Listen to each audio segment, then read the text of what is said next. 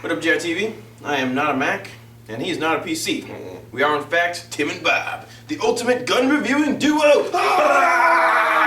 Grenade.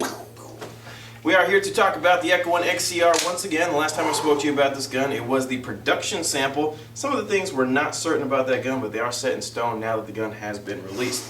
This is in fact an upgraded gun. That's the gun that you'll be getting if you purchase yours from Airsoft GI. But before we get into the new stuff about this gun, let's talk about or review some of the stuff that we already know about it. All aluminum construction with the XCR comes with a side folding stock. The ambidextrous bolt release is the only ambidextrous feature on the gun. Everything else is made for a right-handed shooter, like the fire selector, the bolt, and the magazine release. Other than that, I think I covered everything. Bob, why don't you let them know some of the stuff I didn't? Yeah, so basically this gun comes with a one-piece upper, which means you're going to get an uninterrupted rail setup, which is pretty exceptional for a lot of scopes you're going to use. This gun also comes with a vertical foregrip and a pec box for putting the battery in, which is pretty exceptional considering it just comes ready to play.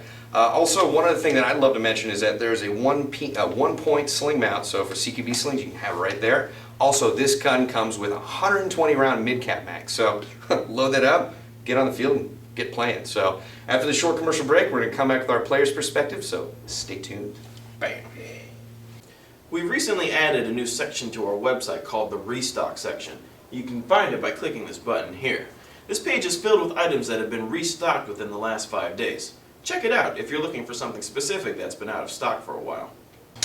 Welcome back to GITV. We are here to talk about the player's perspective of the XCR, and I'm going to start it off because this is very obviously a gun catered to close quarters combat. Look how small it is. Gets even smaller when you fold the stock to the side. I love that feature. I personally don't have any guns that I can recall. I've got a lot of guns, I can't think of them all. I don't have any guns that the stock folds to the side like this, so that is a great feature for close quarters combat, and it comes with a vertical grip right out of the box, something that I like very much. I think it's much more ergonomic, and it allows me to control the weapon a lot better. It's a nice compact gun for close quarters combat, but it's also, I think, very useful for milsim type games. And Bob's going to talk a little bit about that. Yeah, actually, Tim and I were discussing Operation Irene back last year, and honestly, I have to say that there was a lot of times where I engaged people long distance, and then it went right into a building. And that's what I like about this gun, is that it's versatile enough to engage someone a long distance, you know, in the open fields or in a woodland, woodline. But basically, you can go right into a building and go to town on people. It has a lot of rails on it. You can mount just about anything you want. I'm thinking about putting 3 different lasers on there to get the predator effect. But what I like is that I can run around outdoors, and it's not that heavy, even though it's an all-metal gun, and then just switch to CQB immediatamente. So I'm really excited with this. I wish I had it at Irene, but hopefully I'll be able to use it sometime soon. So I hope so too, Bob. You'll have to buy one now. I probably won't. Anyway, why don't you GTFO so I can start talking about the internals. So GITV, we got the XCR here. We are going to be taking it apart, which is actually a very easy process, so we'll be walking you through that. I'm doing this section alone because internals give Bob the heebie-jeebies.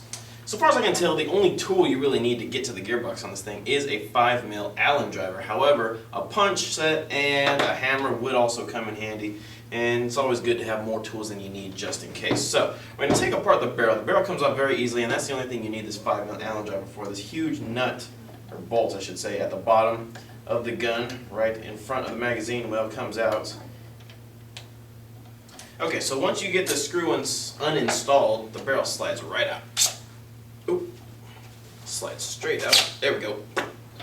Very easy to take the outer barrel, well, the entire barrel assembly, outer barrel, inner barrel, and hop-up assembly. So if you want to clean your gun very thoroughly, this is the best way to do it. And it also makes installing a Type 4 barrel very easy. Now, to take the upper from the lower, all we need to do is punch out this front pin right here. This is where the punch set and hammer will come in handy. I am going to use needle nose pliers though because I am lacking in tools. Alrighty, once you get the pin punched, it's not going to come all the way out of the lower receiver because there's a little detent circlip keeping that in there. But once it's all the way out, slide the upper forward. Now I should mention at this juncture, this is where you would install the internal battery. Let me make this perfectly clear. This gun comes with a PEC 15 and it is made to be wired out of the side of the rail system here. However, there is another option to mount a stick lipoly battery into the upper receiver here. In order to do that, you need to take apart the gun to this point. Because of that, Echo One does not recommend that. So if you are technologically inclined and you feel confident that you can take apart this gun and reassemble it without breaking it, you can mount a lipoly stick battery into the upper receiver. If not, Just be safe, save yourself the hassle, and mount the battery in the PEC box like Echo One have designed it. And that's pretty much it for the upper. The barrel's already out of here, so without the barrel, this upper is extremely, extremely light. Of course, it is fully made out of aluminum. So, we've gotten ourselves to the gearbox. Now, this is a very unique split gearbox design. You can take apart the upper part of the gearbox from the lower without any tools, really. Okay, there's this little, I don't know what you call this, flap, keeping the upper part of the gearbox on the lower part. So all we need to do is flip that up, and then we can start taking apart the gearbox. So, alright, now, technically you don't need any tools to flip up this little flipper, but I am going to use a strider. You can use any pry tool. As long as it gets up and out of the way, you're set. So, flip this up all the way, and then you push forward on the gearbox a little bit, and it lifts straight out. There we go.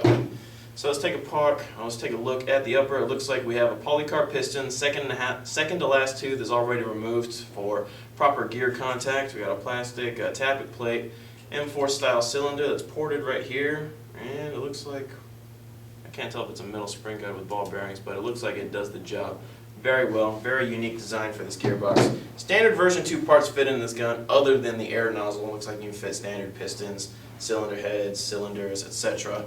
And the gear set looks like a pretty solid gear set. Now this gun is OEM'd by VMC, so it has their self-shimming gears inside here. One cool thing about this, for an excellent rate of fire and excellent, BB feeding, to make sure your BB's feed properly, Echo One have installed the sector gear clip on this gun already. So plug this thing up with a LiPol, you won't have any feeding issues, and yeah.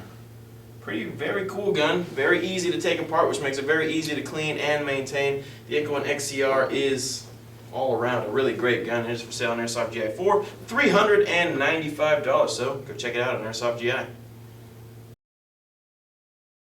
It's a little stunted, it's like the ending was a little rough, but honestly, you got all the information out, and I think it's good.